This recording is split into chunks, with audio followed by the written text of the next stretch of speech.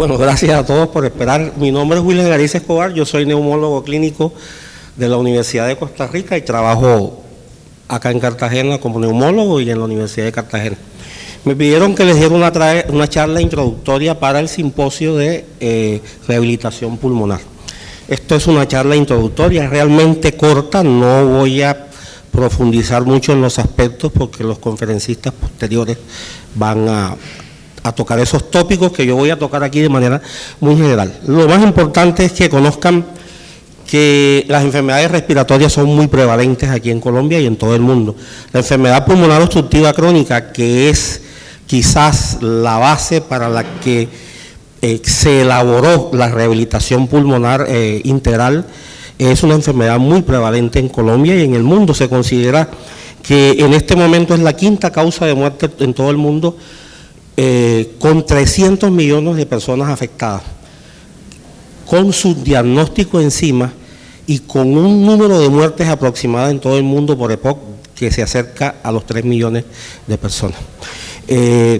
Para el año 2020 será la tercera causa de muerte en todo el mundo para hombres y mujeres, y no estará sino por encima de ella la enfermedad arterial coronaria y las enfermedades cerebrovasculares.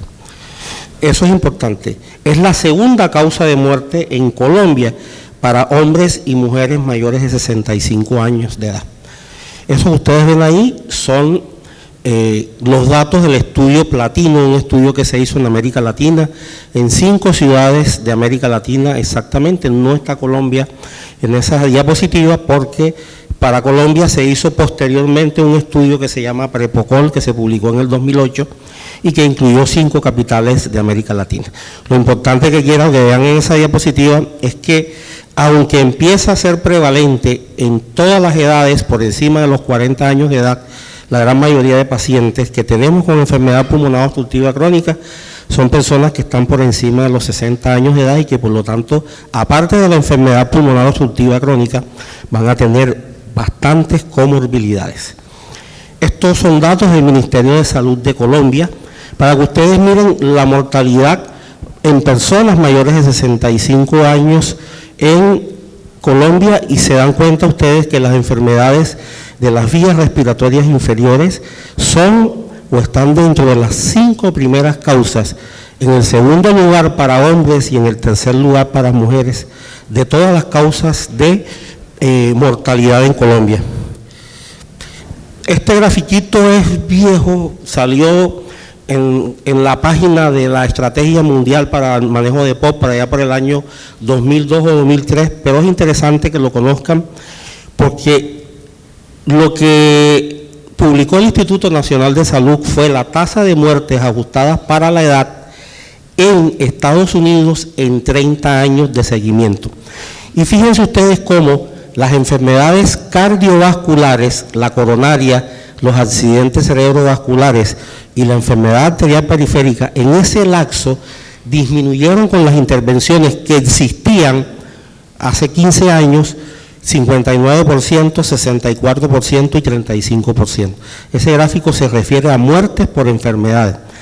Todas las causas de muerte en Estados Unidos bajaron un 7%, pero la enfermedad pulmonar obstructiva crónica en ese periodo aumentó en un 163%. Eso explica la gran importancia que tienen las enfermedades respiratorias en el adulto y la enfermedad pulmonar obstructiva crónica para efectos de lo que vamos a ver hoy. Lo que se denomina el AVISA, que es el año de vida sano o útiles perdidos, por invalidez. Esto es un estudio publicado en el 1999 en Science. Fíjense cómo para el año 1999, la EPOC era la 12ª enfermedad por años de vida perdido por invalidez, y para el año 2020 se espera que sea la 5ª enfermedad que mata a personas que todavía son útiles.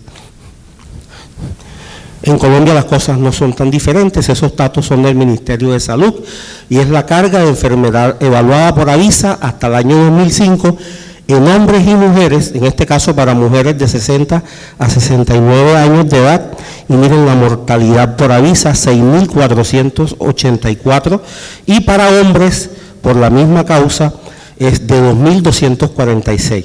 Pero fíjense que de años perdidos por invalidez, dentro de las 10 primeras causas de años perdidos por invalidez, están dos enfermedades respiratorias que son la enfermedad pulmonar obstructiva crónica y el asma bronquial, Entrando en materia, esta es una de las definiciones más aceptadas de rehabilitación pulmonar.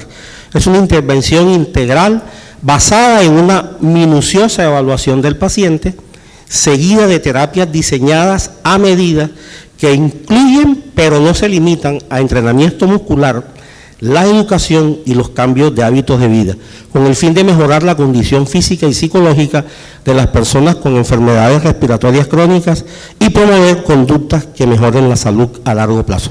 Es que el problema, cuando tenemos pacientes, y este gráfico vale para todas las enfermedades crónicas, es que una vez el paciente tiene o se le diagnostica una enfermedad pulmonar o no pulmonar crónica, la enfermedad lo va a llevar a un estado de deterioro si no se hace un manejo adecuado.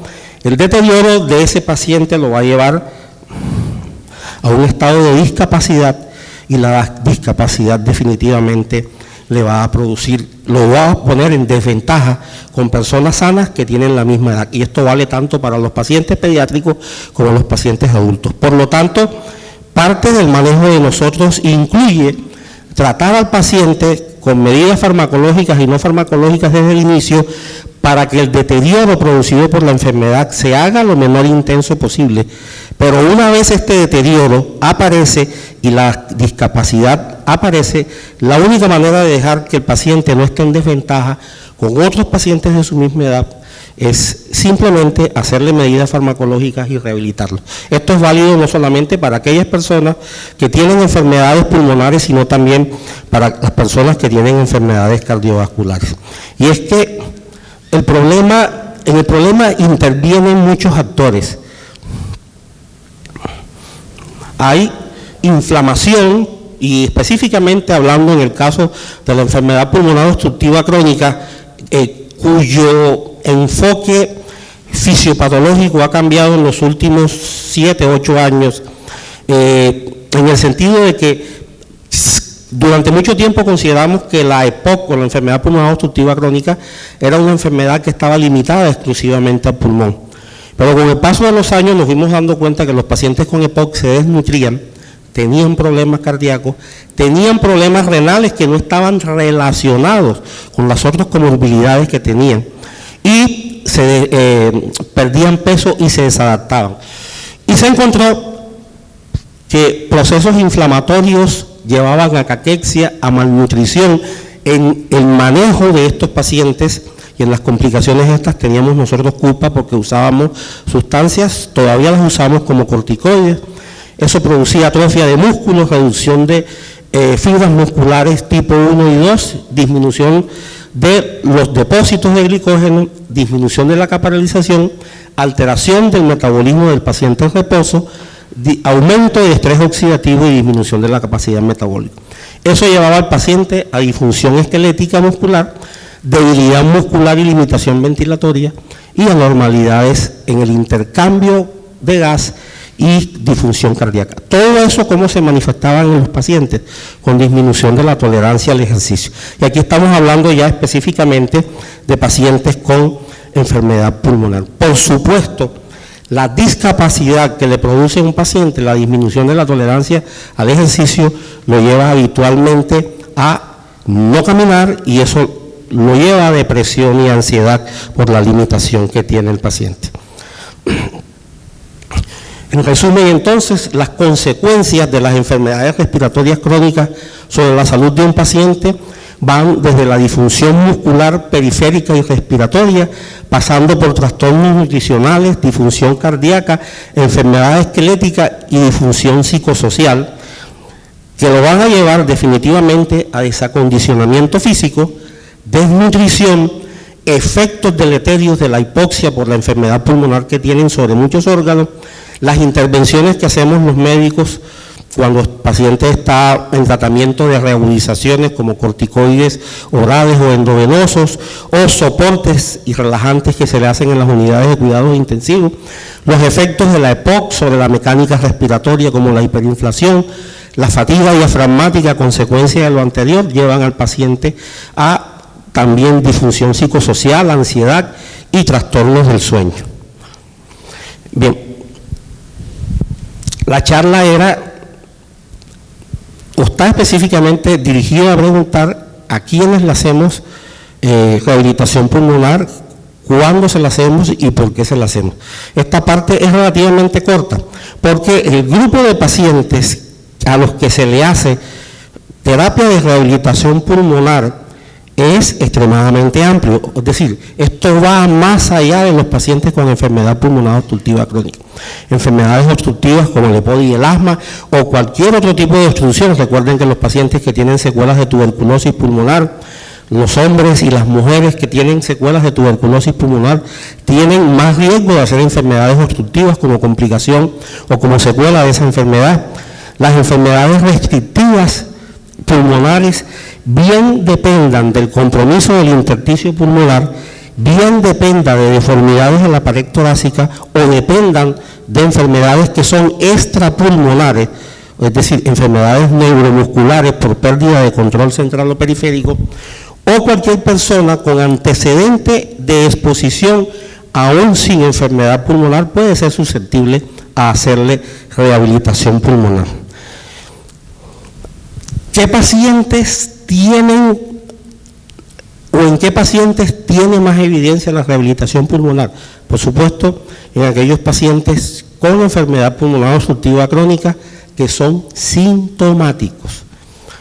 Es decir, el paciente que tiene EPOC y ya tiene síntomas por la enfermedad pulmonar obstructiva crónica. El nivel de evidencia es 1A. Pacientes con enfermedades hipersecretoras, con fibrosis quística o bronquiectasia, un nivel de evidencia 1B. Pacientes con enfermedad neuromuscular, distrofia muscular progresiva, esclerosis lateral amiotrófica, miastenia gravis, que tengan o que puedan tener además tos ineficaz.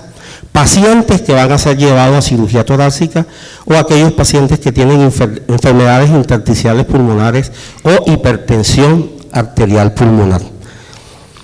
¿A qué pacientes no podríamos hacerles rehabilitación pulmonar?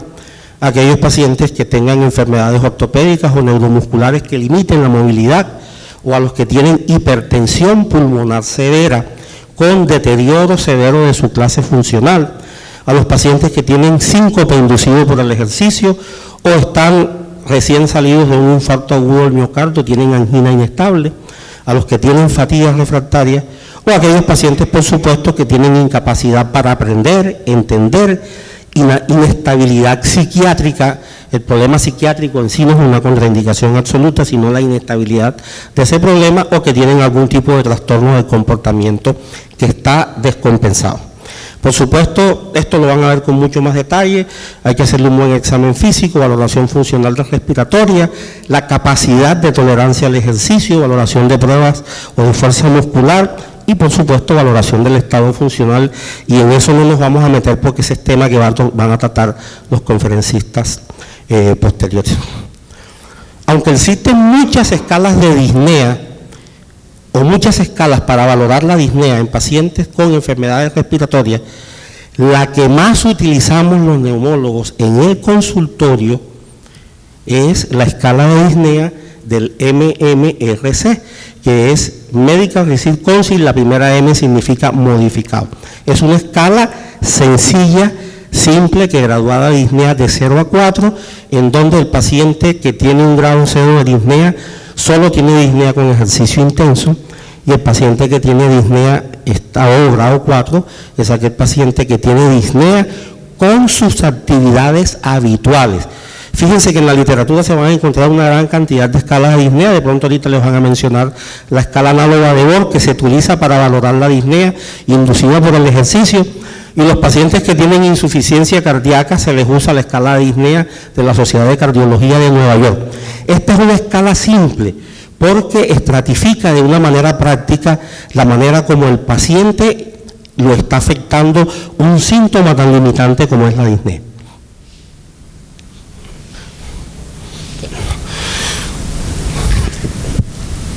A nivel mundial, ya por el año 1998, la Organización Mundial de la Salud y bueno, los institutos de salud, Nacional de Salud de los Estados Unidos, la Sociedad Europea de Enfermedades Respiratorias y la ATS de Estados Unidos, decidieron ponerle orden al manejo del EPOC. Ya por allá por el año 1991, las mismas instituciones habían empezado a ponerle orden al manejo del asma, porque antes de esa época el asma bronquial y la enfermedad pulmonar obstructiva crónica, cada cual la manejaba como quería y cada cual le daba un nombre completamente diferente. Ellos, y vamos a hablar específicamente de esto que está aquí, que es GOLD, que es Global Obstructive Lung Disease, Estrategia Mundial para el Manejo de la Enfermedad Pulmonar Obstructiva Crónica, clasificó la severidad de la enfermedad pulmonar obstructiva crónica en base a 4 parámetros simples.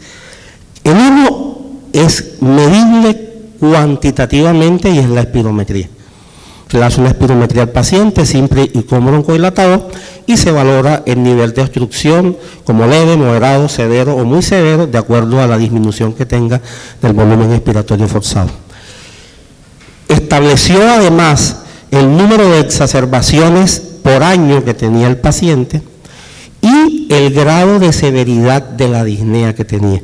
Y en base a eso clasificó la severidad de los pacientes con EPOC en 4 categorías: A, B, C y D.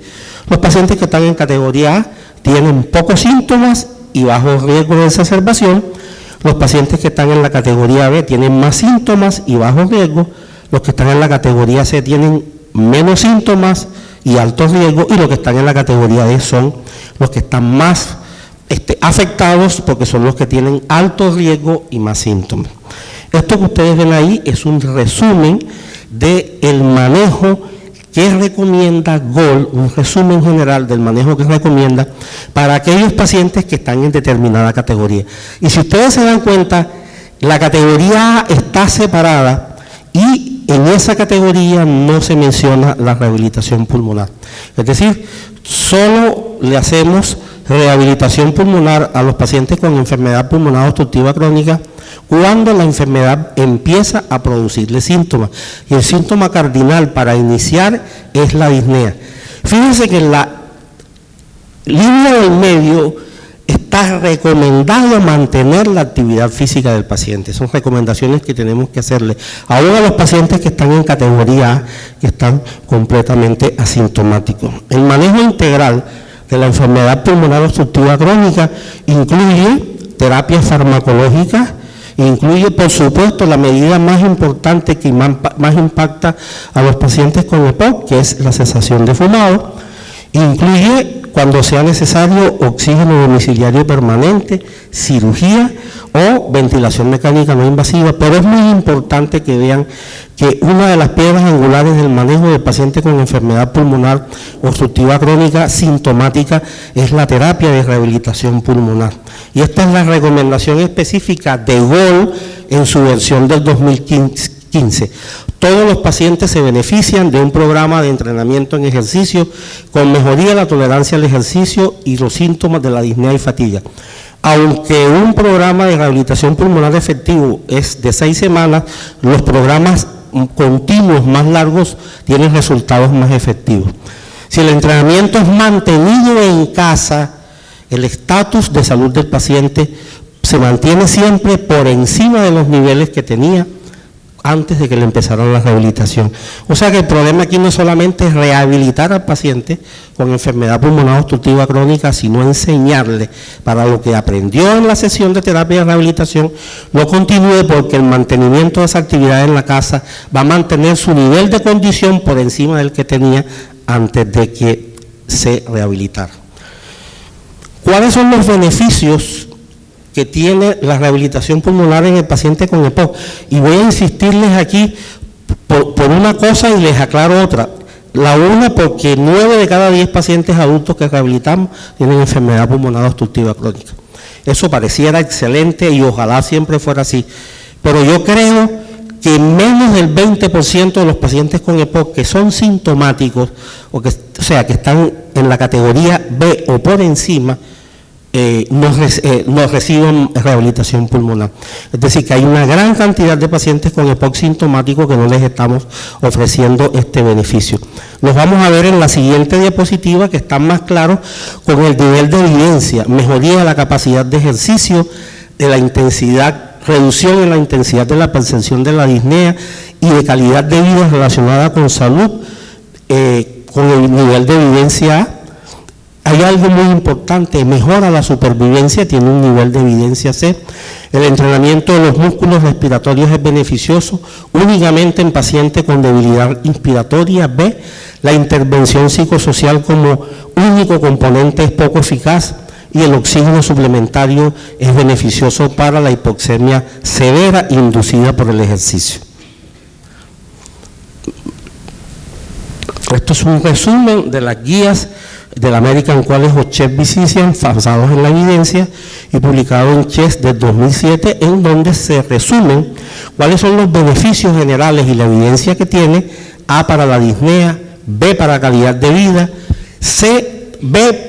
para el ahorro de recursos económicos y para la supervivencia del paciente C.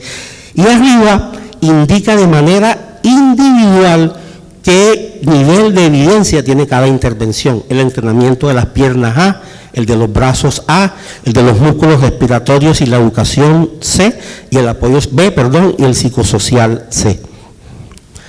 Resumen de las recomendaciones de la Sociedad Británica del Tórax, publicadas en Tórax del 2001, mejoría de la capacidad funcional, el nivel de evidencia que la BTS considera es A, calidad de vida relacionada con la salud A, disnea A, y por supuesto el impacto sobre el coste del paciente con enfermedad pulmonar obstructiva crónica para la familia y para los sistemas de salud A. En cuanto al momento en que hacemos la intervención, fíjense que entre más obstruido está el paciente cuando llega a manos de los programas de rehabilitación, menos se mantiene el poder de la rehabilitación pulmonar para mantener al paciente por un nivel superior al que estaba cuando llegó. Fíjense que cuando los pacientes llegan con un volumen expiratorio forzado en el primer segundo por debajo de 1 litro, el mantenimiento en meses de la terapia de rehabilitación apenas alcanza los 6 meses. Mientras que cuando los pacientes se mantienen llegan con volúmenes expiratorios forzados en el primer segundo por encima de 1 litro, 1.200 o de 1.300 mililitros, el mantenimiento de los efectos benéficos de la rehabilitación se pueden mantener hasta por 2 años. Esto es muy variable interindividuo y no es completamente absoluto. Lo mismo que la eficacia del programa de rehabilitación dependiendo de la frecuencia semanal y de la duración en semana. Definitivamente, los programas que tienen de 2 a 3 frecuencias por semana y demoran alrededor de 24 semanas, pueden mantener en un grupo importante de pacientes sus efectos sobre el bienestar o sobre la salud del paciente con EPOC entre 18 y 24 meses. Ya para finalizar, comentarles el efecto de la rehabilitación pulmonar en algunas enfermedades. Para el asma bronquial, con técnicas de reeducación respiratoria y relajación y entrenamiento aeróbico con calentamiento progresivo previo, sobre todo en aquellos pacientes que tienen asma bien controlada. En los pacientes con hipertensión pulmonar mejoran la capacidad de ejercicio y la capacidad de vida relacionada con la salud del paciente. En los pacientes con síndrome de apnea obstructiva del sueño y enfermedad pulmonar intersticial, en los primeros beneficios sobre los síntomas o la capacidad de esfuerzo con entrenamiento aeróbico de baja intensidad en los pacientes con enfermedad pulmonar intersticial con una evidencia 2B, y en pacientes con apnea obstructiva del sueño, mejoría de los síntomas depresivos y la somnolencia diurna con la que cursan estos pacientes.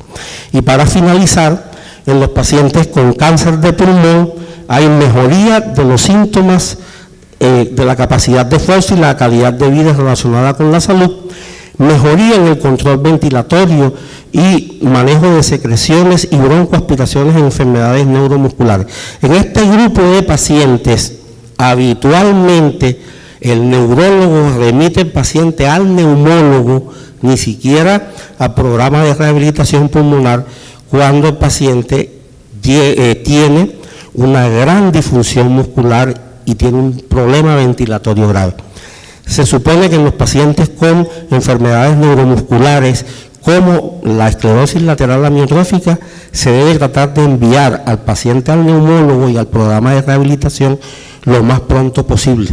De hecho, una de las intervenciones de rehabilitación pulmonar usadas actualmente para pacientes con esclerosis lateral amiotrófica, como es la ventilación mecánica no invasiva domiciliaria, tiene mayor impacto sobre la mortalidad de esos pacientes que los medicamentos que usan actualmente en neurología para controlar la enfermedad.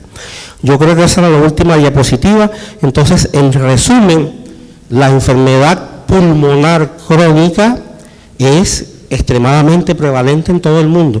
Ustedes vieron las estadísticas de Colombia de prevalencia de enfermedad pulmonar obstructiva crónica, de mortalidad de POC y de avisas, tanto en hombres como mujeres, por enfermedad pulmonar obstructiva crónica. Los programas de rehabilitación pulmonar están dirigidos no solamente a pacientes con enfermedades pulmonares bien establecidas, sino también a pacientes con síntomas respiratorios crónicos que tienen enfermedades previamente diagnosticadas. El impacto se observa más en la enfermedad pulmonar obstructiva crónica, porque de hecho los programas de rehabilitación pulmonar se han dirigido básicamente a los pacientes con enfermedad pulmonar obstructiva crónica. Digamos que 9 de cada 10 pacientes rehabilitados tienen EPOC, pero no son los únicos pacientes que pueden ser beneficiados con rehabilitación pulmonar cuando tienen enfermedades pulmonares crónicas. Importante que entiendan que el impacto que tiene la rehabilitación pulmonar en los pacientes con EPOC va más allá de la mejoría sintomática del paciente y del aumento de la calidad del ejercicio. Según algunas series, la rehabilitación pulmonar va a influir en el número de exacerbaciones que pueda tener el paciente y por supuesto en el desenlace futuro de esos pacientes, porque todos sabemos que los pacientes con enfermedad pulmonar obstructiva crónica, la exacerbación o el número de exacerbaciones que tenga por año están relacionados directamente con la mortalidad de la enfermedad. Gracias.